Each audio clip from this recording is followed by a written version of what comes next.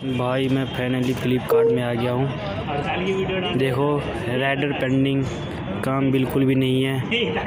देख लो सारे बंदे, रैक खाली पड़ी है। ये भी देखो मेरा भाई मस्ती में, कूलर सुबह 6 बजे आके मस्ती में है। सुबह 6 बजे आके रात के 12 बजे तक मस्ती में काम करता है बंदे सब। भाई सारे बैठा हुआ है, बिल्कुल भी काम नहीं है। हाँ हुआ वो भाई, वो बंदर का द्वारा 500 रुपये काम हुआ है।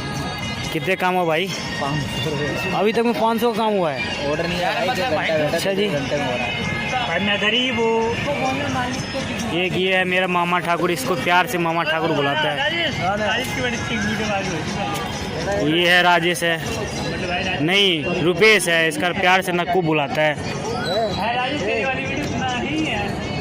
ये है रंजीत है, चंदन है, पाजी है, बिल्कुल भी काम नहीं है भाई।